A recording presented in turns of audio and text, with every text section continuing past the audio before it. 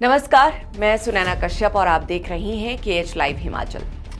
सुक्खू सरकार एक बार फिर कर्ज लेने जा रही है और अब टेंशन सिर्फ लोन की रकम को लेकर नहीं है, बल्कि उस कर्ज की सीमा को लेकर है जो अब 1 लाख करोड़ रुपए के पार पहुंच चुकी है। सोचिए, जब किसी राज्य को अपने कर्मचारियों की सैलरी और पेंशन देने के लिए भी कर्ज लेना पड़े तो उस राज्य की आर्थिक हालात कितनी खराब हो चुके होंगे।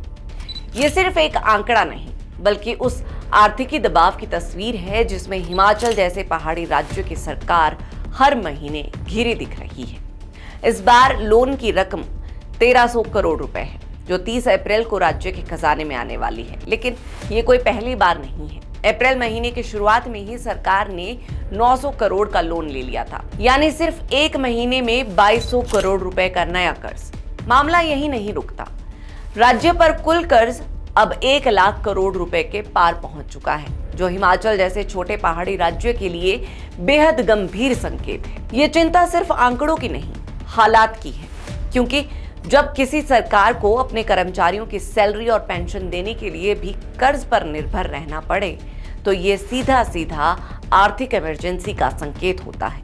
सरकार हर महीने करीब 2000 करोड़ रुपए वेतन और पेंशन पर खर्च करती है, लेकिन अपने संसाधनों में वो ये रकम नहीं जुटा पा रही। इसीलिए सरकार को बार बार उधारी लेनी पड़ रही है।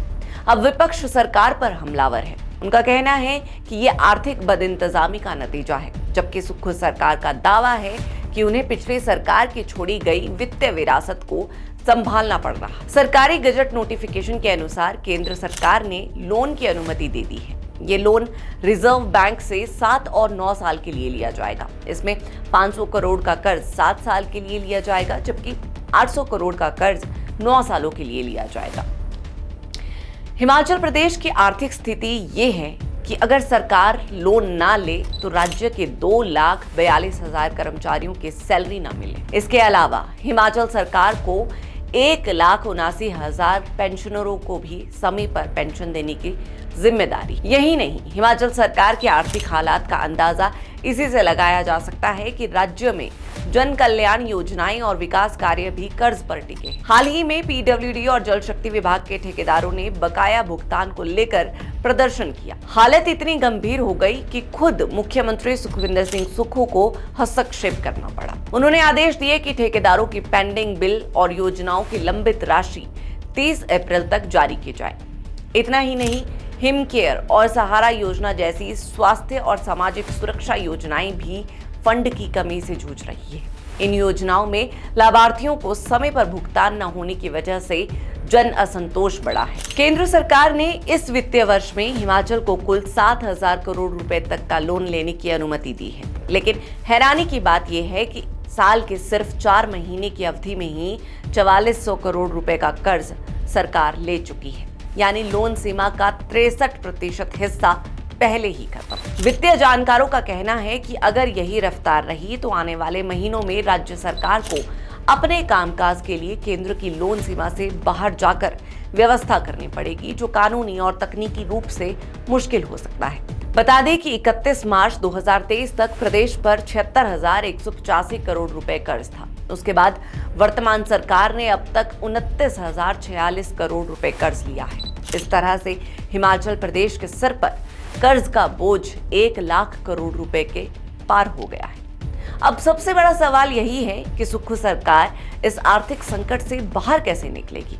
क्या राज्य के पास ऐसे रास्ते हैं जिससे सरकार की आमदनी बढ़े और कर्ज पर निर्भरता कम हो? विशेषज्ञों का मानना है कि सरकार को पर्यटन को बढ़ावा देना चाहिए। हिमाचल एक खूबसूरत पहाड़ी राज्य है। अगर पर्यटन पर ठीक से काम किया जाए तो राज्य को अच्छी कमाई हो सकती है। दूसरा, पहाड़ों में बहते पानी से बिजली बनाकर सरकार उसे बेच सकती है और पैसा कमा सकती है। तीसरा, छोटे उद्योग MSME को बढ़ावा।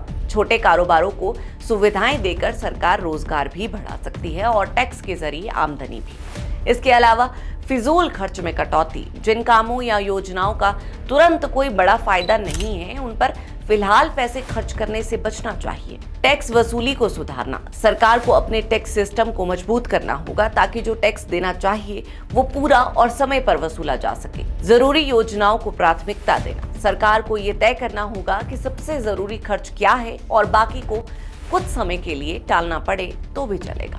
हिमाचल प्रदेश सिर्फ आंकड़ों की लड़ाई नहीं लड़ रही है, ये एक भरोसे और क्षमता की परीक्षा है।